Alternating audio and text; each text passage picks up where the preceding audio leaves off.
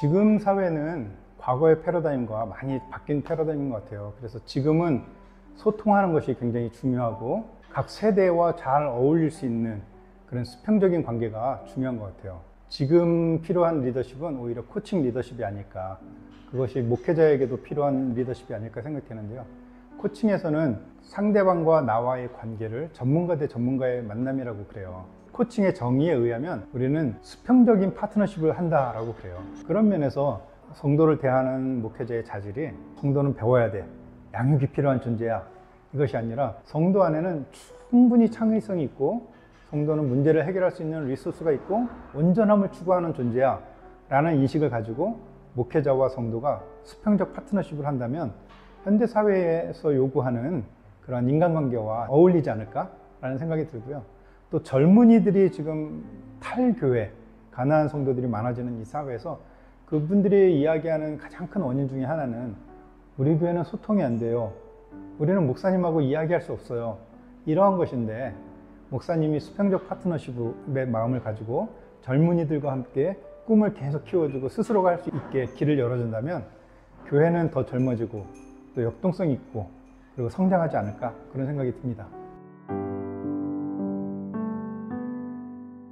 그건 꼭 목회자와 성도 사이의 관계에서만 필요한 건 아니고 모든 관계에서 필요한 것 같긴 해요. 가족들, 자녀들이 물어볼 때도 그런데 누군가 와서 나에게 질문을 하고 답을 구할 때는 그 사람이 말로 설명하지 못하는 말 이면에 것들이 있다는 거죠.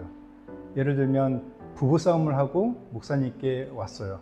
부부싸움을 했던 그 객관적인 사실이 있지만 누가 잘잘못을 했는지 또 그 상황의 백그라운드에 어떤 것이 있는지 이런 정보를 이야기하지 않죠.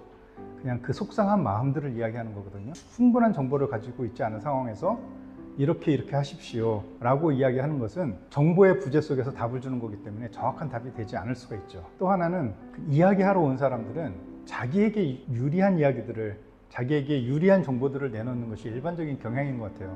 그러니까 그런 상황에서 이렇게 하십시오 라고 이야기하는 것은 어떻게 보면 편파적인 처방이 될 수도 있는 거죠. 목사님들은 충분히 들어주기만 해도 성도들은 그 마음이 풀리는데 답을 줘야 된다는 강박관념이 없으면 더 좋은 답이 나올 수 있을 것 같아요. hear라는 단어, heal이라는 단어에서 나왔다고 그래요. 잘 들어주기만 하면 치료가 된다, 이런 의미와도 통하지 않을까 싶습니다. 코칭은 기본적으로 대화법이기 때문에 당회에서도 그렇고 구역에서도 그렇고 아니면 소그룹 모임에서도 그렇고 좋은 대화, 풍성한 대화를 이끌어낼 수 있는 대화법이라고 생각이 돼요. 이렇게도 적용합니다. 소그룹 리더들에게는 다 코칭 교육을 시키는 거예요. 그래서 그 소그룹 리더들이 인도할 때 코칭식 질문을 하고 코칭식 경청을 할 수 있도록 돕는 거죠. 당회에서 회의할 때도 목사님은 주로 질문을 던지고 당회원들이 이야기하는 것을 주의 깊게 듣기도 하고 원활한 소통이 일어나고 그 당회가 모두 행복하게 결정을 내릴 수 있는 환경들을 만들기도 하죠. 설교에도 적용할 수 있지 않을까 싶어요. 정말 핵심적인 질문들을 던지고 성도들의 의견들을 들어보고 성도들의 의견이 충분히 쌓였을 때에 이제 목회자의 의견도 이야기하면서 성도들이 스스로 생각할 수 있도록 설교도 그렇게 대화식으로 구성해 나갈 수도 있을 것 같아요. 그리고 목회에서 아주 중요한 것이 성도들이 성장하는 데 있잖아요. 해야 될 일이 있을 때에 목회자가 성도들에게 저 사람이 적합할 것 같아 해서 강권해서 그 일을 맡겨주었죠. 그럼 성도들은 정말 성실하게 최선을 다해서 그 일을 했어요. 그러다가 힘들어서 낙심하기도 하고요. 코칭식으로 한다면 그런 업무를 맡길 때에도 성도들의 강점들을 쭉 찾고 성도들이 어떤 분야에서 섬기기를 원하는지 또 어떻게 섬기기를 원하는지 잘 발견하고 적합한 부서에서 일할 수 있도록 기회를 줄 수도 있겠죠. 그리고 코칭식으로 그 부서가 잘 돌아갈 수 있도록 격려하고 인정하고 칭찬하고 축하하고, 그래서 성도들이 일을 하면서 지치는 것이 아니라 와, 내가 효용감이 있구나, 내가 이 일을 하면서 나도 성장하고 있구나, 공동체도 성장하고 있구나, 이런 걸 느낄 수 있을 것 같아요.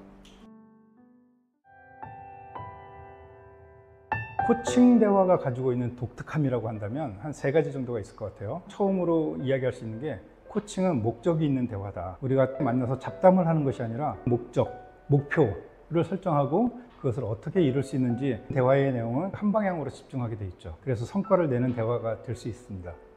두 번째는 코칭은 전문적인 의사소통 기술을 활용해요. 예를 들면 인정, 칭찬, 격려, 축하, 지지, 이러한 다양한 방법들을 사용해서 스스로가 존재감을 갖게 하고 목표를 갖게 하고 그 목표를 실행할 수 있는 방법을 찾아낼 수 있도록 돕죠. 전문적인 의사소통 기술에는 이런 것도 있는 것 같아요. 유도 질문을 하지 않고 정말로 그 상대방이 원하는 것을 찾기 위해서 직접적인 질문을 하게 되죠. 또 하나는 사전에 가지고 있는 모든 전제들, 코치가 가지고 있는 아젠다들을 다 내려놓고 객관적인 사실, 그리고 지금 이야기하는 그 현장을 깊이 들어가서 동행하면서 대화를 하는 것, 이런 것들이 중요한 것 같아요. 마지막으로는 구조화된 대화를 하죠. 코칭 대화에는 구조가 있기 때문에 목적을 설정하고 또 현실을 잘 파악하고 어떠한 것을 하고 싶은지 찾고 그 다음에 실행 환경도 만들어주는, 그렇게 쭉 흘러가는 대화 방식이 있어서 목회자들의 입장에서는 시간을 아주 많이 들이지 않으면서도 효과적인 대화를 할 수가 있습니다.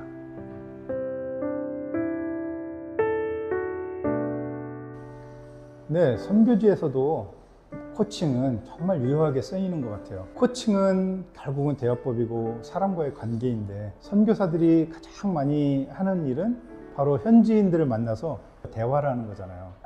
현지인들과 대화하고 함께 살아가는 과정에서 겪는 어려움들이 굉장히 많겠죠. 그 사람들이 성장하기를 원하는 것일 텐데 선교사들이 할 수 있는 일들이 많이 있겠죠. 선교사를 코칭할 때 이런 것을 이야기할 수 있을 것 같아요. 현지인들을 대할 때 어떤 마음이 드세요? 선교사님이 원하는 선교의 모습, 그것이 어떤 모습인지 한번 상상해 보세요. 그리고 현재 선교사님이 만나는 사람들의 모습은 어떠한 것인지를 한번 그려보세요. 선교사님이 지금 방법으로 현지인들을 계속 대한다면 선교사님이 정말 원하는 완성된 모습에 갈 수 있을까요? 그러면 그 괴리가 느껴질 거 아니에요? 그러면 지금 무엇인가 조금 더 변화를 줘봐서 원하시는 모습으로 갈 수 있다면 어떤 모습을 한번 변화시켜 보시겠어요? 이렇게 하면서 방향을 잘 설정해 갈 수 있도록 도울 수 있을 것 같아요.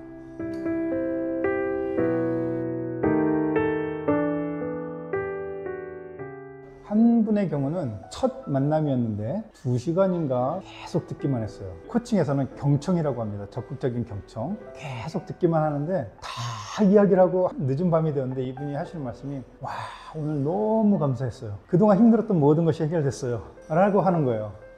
아까 이야기했던 듣는 데서 치료가 일어나는 것처럼 듣기만 했는데 그분 안에서는 이미 회복이 일어났더라고요. 물론 그 듣는 과정에서는 제가 적극적인 경청이라는 걸 했죠. 몸으로도 반응을 해주고 말로도 반응을 해주고 감정으로도 반응을 해주고, 그리고 적절한 질문도 해주고, 또 말씀하시는 이면에 그분이 가지고 있는 이념과 사상과 생각과 강점들을 찾아내서 막 격려를 해주는 거예요. 그렇게 놨더니 너무 힘들어서 왔던 분이 아주 생기발랄하게 인사를 하시는 것을 제가 경험을 했었습니다. 또 한 케이스는 개척을 준비하시는 분이었어요. 이런 분들의 케이스는 저는 좀 생생하게 미리 경험을 시켜보는 게 좋은 것 같아요. 개척을 지금부터 한다면 시간을 정하는 거죠. 몇 년 안에는 어떤 모습이 될 것인지, 그리고 각 단계마다 생생하게 상상력을 동원해서 경험을 해보는 거예요. 성도들의 모습을 상상해 보세요. 어떠한 모습으로 성장해 가고 있나요? 꾸미고 싶어하는 그 건물의 모양은 어떤 것인지, 그거를 생생하게 저 입구서부터 교회 안으로 들어가면서 예배당 모습까지 점점 확대해가고, 그 예배당 구석구석에 있는 자재들도 실제로 경험하게 하고, 이러한 예배당 구조가 원하셨던 목회 철학과 얼라인이 되어 있나요? 그런 것들을 질문함으로써 단순히 동경으로 꾸미려고 했던 실내 인테리어나 이런 것이 정말로 목회적인 방향과 일치하게끔 코칭을 하기도 합니다. 제 경험을 나누면 참 좋을 것 같아요. 저도 여러 가지 일들로 인해서 굉장히 힘들고, 또 가정에서도 최선을 다해서 자녀를 양육하고 아내와의 관계도 열심히 개선을 하려고 했는데 어려움이 있었어요.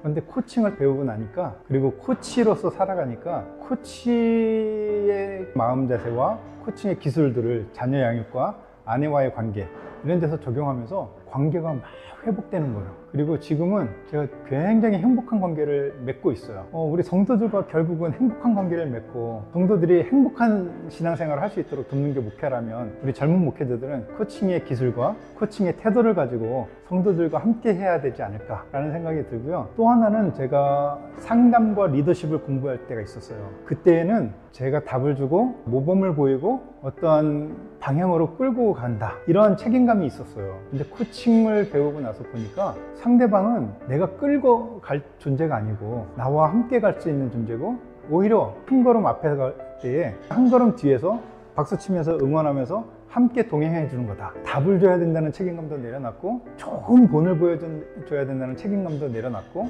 내가 원하는 방향으로 이끌어야 된다는 책임감도 내려놓으니까 제 삶도 오히려 편해지고 풍성해지고 또 즐거워지는 것 같고, 결국은 행복한 삶을 살게 되는 것 같아요. 우리 젊은 목회자분들이나 선교사님들이 성도들을 대할 때나 선교지의 사람들을 대할 때에 너무 큰 사명감, 막중한 책임, 이것으로 힘들어하지 마시고 코칭을 통해서 스스로가 할 수 있도록 돕는다면 성도들도 행복하고 목회자도 행복하고 그러지 않을까요? 네, 코칭 꼭 받으라, 교육받으라 이 말씀이시군요. 네, 밑에 좋은 걸 남겨드리도록 하겠습니다. 오늘 인터뷰 함께 해주셔서 너무 감사합니다. 네, 고맙습니다. 감사합니다.